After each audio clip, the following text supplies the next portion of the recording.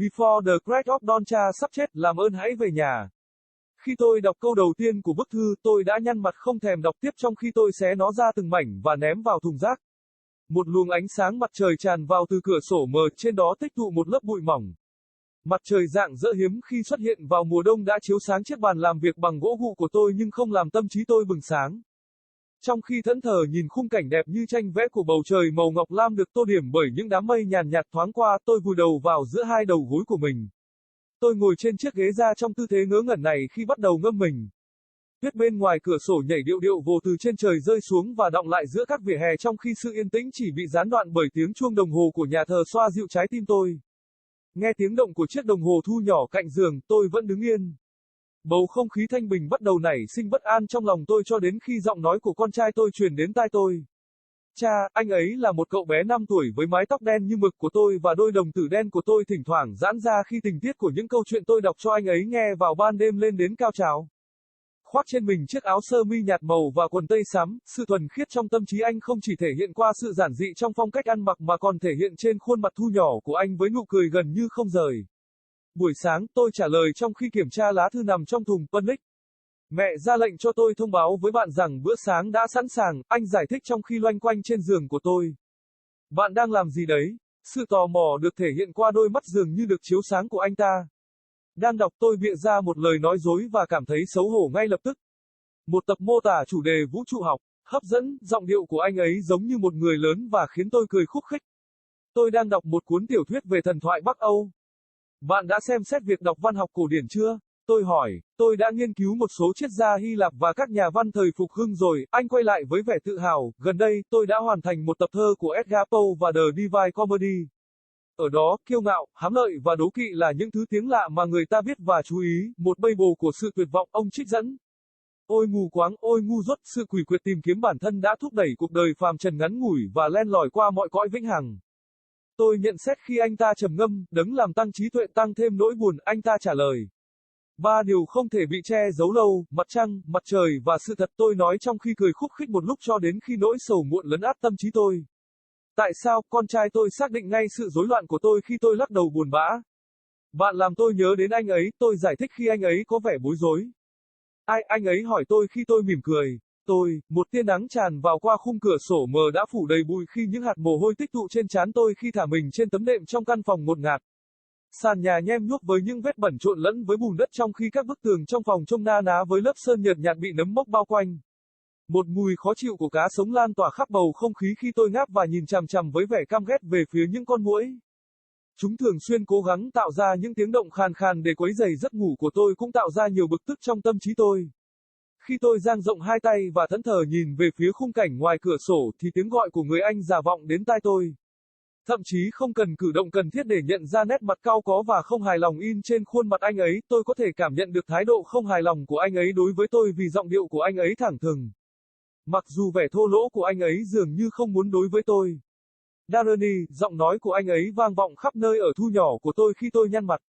Thức dậy liền đi, bạn ăn sáng muộn, không còn sức để trả lời vì tôi vẫn còn mệt mỏi với nhiệm vụ vất vả mà tôi đã được cha giao cho ngày hôm qua, tôi gật đầu như thể tin rằng ông ấy sẽ nhận ra câu trả lời của tôi. Darren, trả lời tôi, anh ta đã hét lên, tốt hơn là bạn nên thức dậy ngay bây giờ, chúng ta sẽ đi. Được rồi, tôi trả lời bằng một giọng mà tai mình khó nghe thấy. Đi nhanh vào phòng, Arun xuất hiện trước mặt tôi và yêu cầu thức dậy.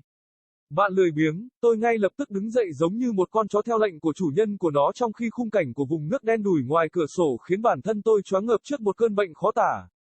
Ép của tôi. Before the crack of dawn, father is dying, come home, please. As I read the first sentence of the letter, I grimaced without bothering to continue reading while I tore it to pieces and threw it into the trash can. A torrent of sunlight poured in from the translucent window on which a thin layer of dust had accumulated. The radiant sun that seldom made upon its appearance in winter illuminated my mahogany desk but failed to brighten my mind.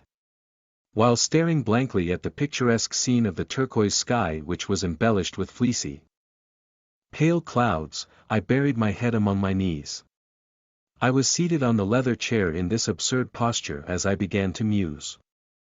The snow outside the window danced the waltz down from the heavenly sky and accumulated among the pavements, whereas the tranquility which was only interrupted by the striking of the church's clock soothed my heart. Listening to the striking of the miniature clock by my bedside, I remained stationary. The serene atmosphere began to generate uneasiness in my heart until the voice of my son reached my ears. Father, he was a youngster of 5 with pitch-black hair as my own and dark pupils which dilated occasionally as the plot of the stories I read to him at nights reached the climaxes.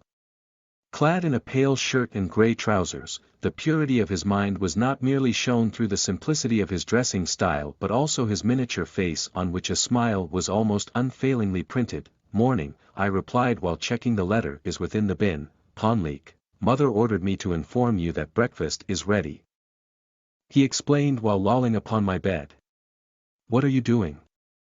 Curiosity was manifested through his eyes which appeared to be illuminated. Reading, I fabricated a lie and felt ashamed instantaneously. A volume depicting the subject of cosmology, intriguing, his tone was akin to an adult's and made myself chuckle. I was reading a novel featuring of Norse mythology. Had you considered reading classical literature yet? I inquired. I studied a few of Greek philosophers and Renaissance writers already. He returned with pride. I finished a collection of poems of Edgar Poe and the Divine Comedy lately. There, pride, avarice, and envy are the tongues men know and heed, a babble of despair, he quoted, O blind, O ignorant, self-seeking cupidity which spurs as so in the short mortal life and steeps as through all eternity, I remarked as he mused, he that increaseth wisdom, increased sorrow, he replied. 3 things cannot be long hidden, the moon, the sun, and the truth. I stated while chuckling for a moment until melancholy overwhelmed my mind. Why, my son determined my perturbation immediately as I shook my head mournfully. You remind me of him, I explained as he seemed to be befuddled. Who? He questioned me as I smiled. Me. A torrent of sunlight poured in through the translucent window which had been bestrewn with dust as beads of perspiration accumulated upon my forehead while lolling upon the mattress in the sweltering room. The floor was smudged with smatterings of dirt mingled with mud while the walls in the room were of an akin appearance with the pale paint besmirched with mold. An unpleasant smell of raw fish pervaded throughout the atmosphere as I yawned and stared with repugnance toward the mosquitoes whose constant attempt of generating raucous noises to disturb my sleep managed to create much exasperation in my mind as well. As I stretched my arms wide and stared blankly toward the view out of the window, the call of my old brother arrived upon my ears. Without even a necessary movement of perceiving the frown and displeased expression printed upon his face, I could sense his unsatisfied manner toward me for his tone was blunt, albeit his coarseness appeared as wanted toward myself. Darrany, his voice echoed throughout the miniature abode of mine as I grimaced. Wake up now. You're late for breakfast. Without the strength to reply for I was still fatigued by the strenuous task I was delegated by my father yesterday, I nodded as if believing he would discern my reply. Darrany. Answer me, he shouted. You better wake up now, we're leaving. All right, I answered in a voice barely audible to my own ears. Pacing into the room, Haroun appeared in front of me and demanded, Wake up. You lazy. I stood up instantaneously akin to a dog following the orders of his owner while the view of the mucky waters out the window caused an indescribable sickness to overwhelm myself. My F.